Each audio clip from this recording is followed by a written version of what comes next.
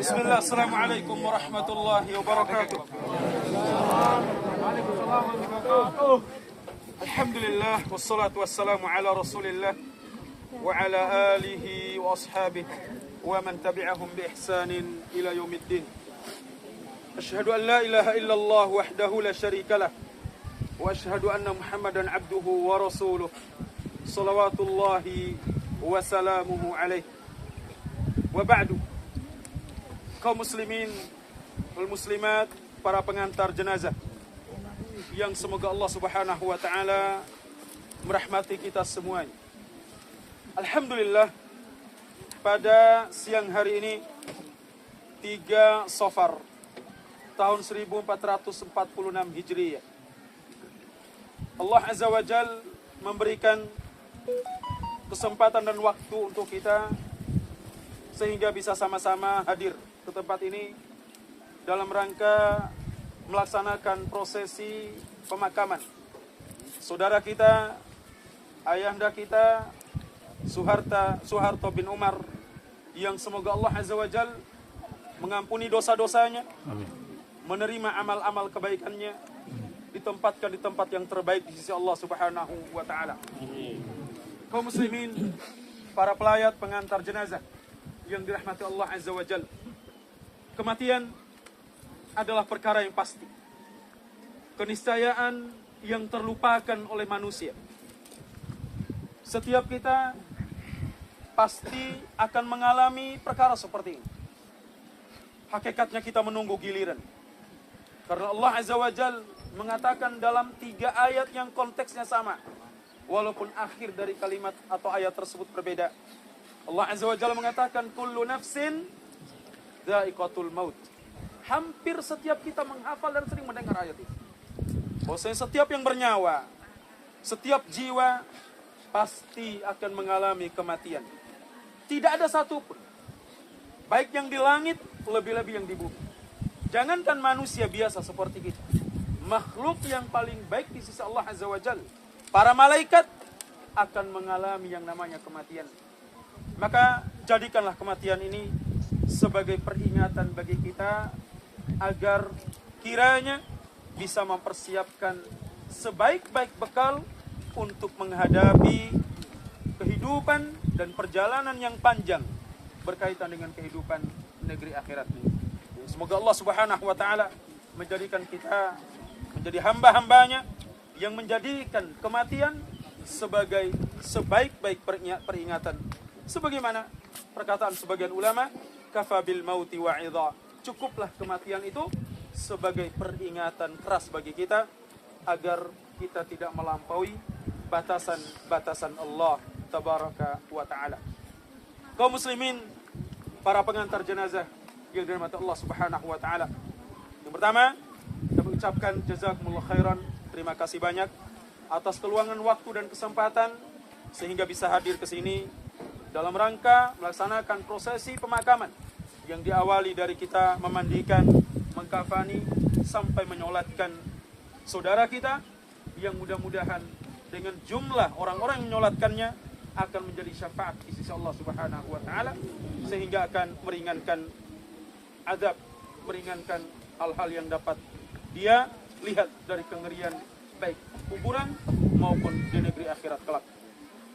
Kemudian yang kedua, atas nama keluarga, mungkin dalam kehidupan, Allah yarham ayahanda, abangda Suharto bin Umar ini tutur kata, sikap dan perilaku yang mungkin kurang berkenan, maka mohon untuk dimaafkan sehingga beliau berangkat menuju negeri akhirat, meninggalkan dunia ini tanpa membawa sedikit pun dosa berkaitan dengan hak-hak anak Adam. Demikian juga yang berkaitan dengan utang piutang, yang berkaitan dengan pinjam meminjam yang mungkin belum terselesaikan. Maka lewat kesempatan ini mohon kiranya kalau bisa dibebaskan, atau kalau tidak segera untuk mendatangi keluarganya, Karena Nabi SAW mengatakan bahwasanya setiap jiwa yang meninggal dunia itu bergantung pada utangnya, terhalang oleh utangnya sampai utangnya dilunasi atau dibayarkan. Kemudian yang ketiga yang perlu Mada sampaikan pada kesempatan kali ini, dan ini mungkin kali pertama di Kecamatan Lambitu ini, di Desa Londo, terkait dengan prosesi pengurusan jenazah, terkhusus proses menguburkan jenazah. Bahwasanya menguburkan jenazah adalah ibadah. Ibadah adalah sebuah ketetapan dari Allah, ketetapan dari Rasulnya Sallallahu Alaihi Wasallam, yang tidak boleh diganggu gugat, yang tidak boleh diubah-ubah oleh kita. Kalau ternyata hukum dunia, katakan hukum matematika, 2 tambah 2 sama dengan 4. Kalau ada yang mengatakan 5, maka kita akan menghujat dan mencelanya. Lalu bagaimana ketika kita mengubah ketetapan dan keputusan Allah Azza wa Jal dari atas langit yang ketujuh lewat lisan Nabi Sallallahu Alaihi Wasallam dalam hadis-hadis beliau. Maka berkaitan dengan prosesi pemakaman yang harus kita perhatikan, hendaknya kita mengikuti petunjuk dari Nabi Sallallahu Alaihi Wasallam. Pertama, terkait dengan prosesi pemakaman mulai dari penggalian kuburan. Mungkin sedikit berbeda dari apa yang Mada sampaikan, tapi sekali lagi Mada ingin menyampaikan ilmu yang datang dari Rasulullah Sallallahu Alaihi Wasallam. Nabi Sallallahu Alaihi Wasallam mengatakan bahwasanya bentuk kuburan dari umat Islam, apa kata Nabi SAW? Al-lahdu lana wasyakku lahu. Lahat itu milik kita umat Islam, sedangkan syak yang dibelah bagian tengah, makti awaha, itu milik siapa? Orang-orang di luar Islam. Tapi bukan berarti haram. Tapi paling setahu, mata setahu-tahunnya kita mengikuti petunjuk dari Nabi SAW. Karena Nabi mengatakan, fa inna khairul huda huda Muhammadin sallallahu alaihi wasallam. Karena sebaik-baik petunjuk bagi kita dalam beragama adalah petunjuk Nabi sallallahu alaihi wasallam. Termasuk dalam prosesi pemakaman, bentuk kuburan, kita mengikuti petunjuk Nabi SAW. Ternyata lahat itulah milik kita umat Islam. Mana lahat? Lahat itu adalah galian yang digali ke arah kiblat, ngari sepaidina. Sehingga apa? Ketika kita memasukkan jenazah, kata para ulama, akan lebih terhormat, lebih terjaga. Terutama jenazah perempuan. Kalau ti awoha, kemungkinan besar, bahkan bukan kemungkinan, pasti di tahu capak benda itu. Ya enggak? Tetapi ketika kita lahat, gali di bagian baratnya atau arah kiblatnya, maka kita akan taruh menyamping. Sehingga kita tidak mengangkangi jenazah. Karena apa? Jenazah atau manusia pada umumnya, apalagi kaum muslimin, terhormat jiwa mereka. Masa hidupnya, demikian juga ketika mereka meninggal. Sebagaimana tidak boleh kita mengangkangi mereka, dicapa bunga marun, itu kita akan merasa berdosa. Maka demikian pula setelah dia meninggal, sebaiknya tidak dikangkangi, lagi dicapa. Tidak ada perbedaan antara laki dan perempuan. Lebih terhormat lagi, lebih terjaga lagi kalau bagi perempuan. Maka itulah kenapa Nabi SAW menganjurkan untuk menggali lahat. Itu yang paling utama. Mudah-mudahan ke depannya bisa diamalkan dan bisa diterapkan, sehingga ini akan bernilai pahala bagi kita semuanya karena mengikuti petunjuk dari Nabi Sallallahu Alaihi Wasallam. Bukan berarti Mada mengharamkan gali syak, gali tengah. Boleh, tidak menjadi masalah. Tetapi kalau melihat kondisi tanah kita di sini, itu sangat memungkinkan untuk gali lahat. Karena tidak gampang ambruk. Wati moda ambrukna, roboh. Dan keuntungan yang lain, kekuatan papan yang kita pakai ketika kita gali lahat itu akan lebih kuat, akan lebih tahan lama ketimbang papan yang posisinya rata. Itu bebannya lebih berat. Karena posisi lahat itu kita akan miringkan. Kita akan memiringkan papan, wati perluna papan matebe. Menipis saja dia kuat untuk menahan beban tanah. Ini keuntungan yang luar biasa kalau Ndai bisa mengamalkan. Kemudian yang berikutnya, kondisi kita akan memasukkan jenazah. Yang paling tepat, cara memasukkan jenazah yang diajarkan pada Nabi SAW, edadu kaulututan.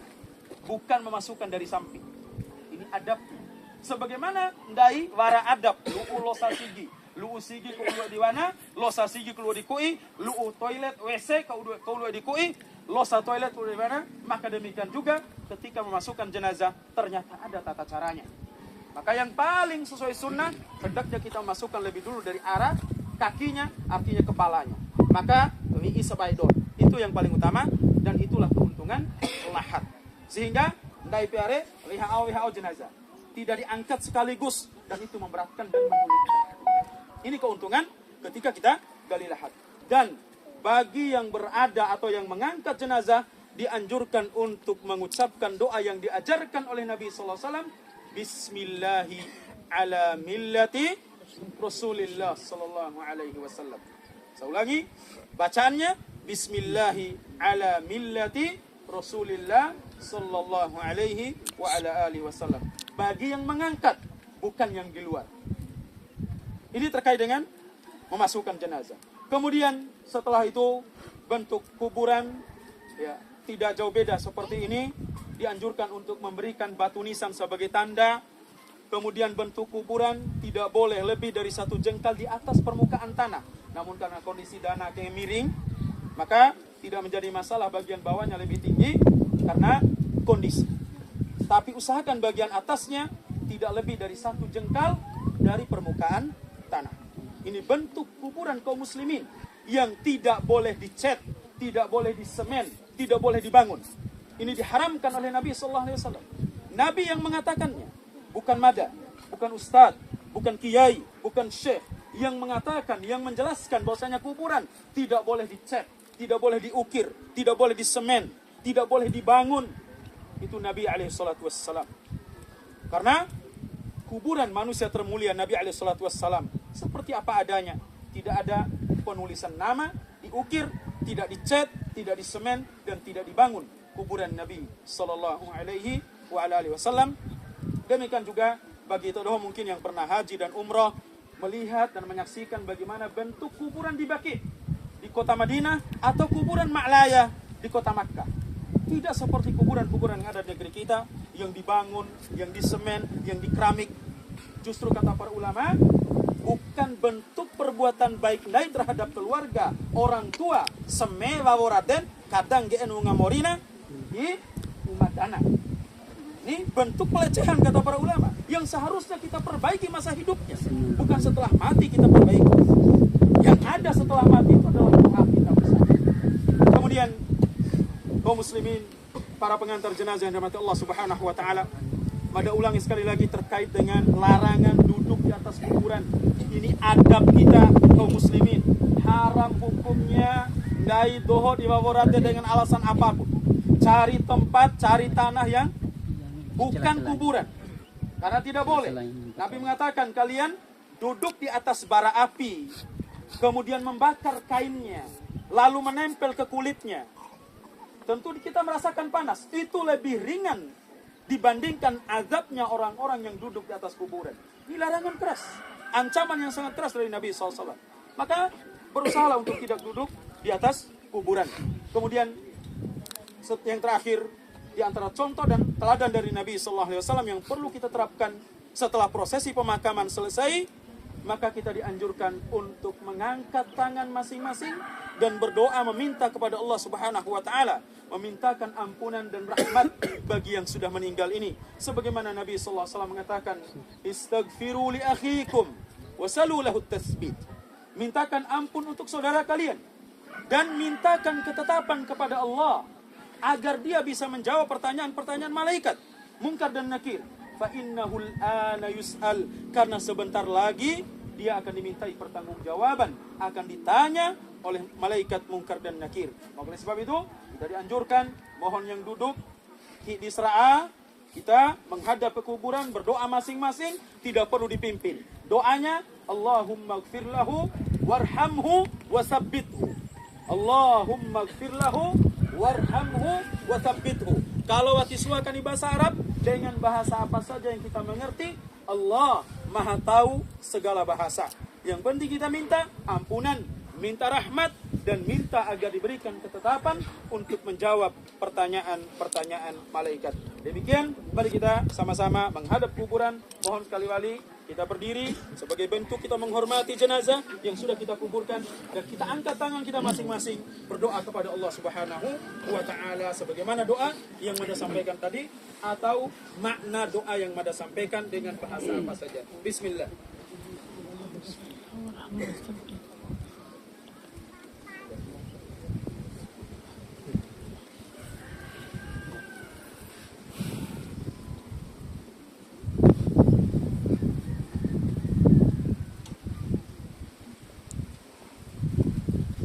Demikian, mohon maaf atas segala kekurangan, kekhilafan, kalau ada kata-kata Mada yang mungkin menyinggung, tidak berkenan, sekali lagi mohon dimaafkan. Hadza wa sallallahu ala nabiyyina Muhammad. Subhanakallahumma wa bihamdika asyhadu an la ilaha illa anta astaghfiruka wa atubu ilaik. Wa akhiru da'wana alhamdulillahi rabbil alamin. Wassalamu alaikum warahmatullahi wabarakatuh. Assalamualaikum warahmatullahi wabarakatuh.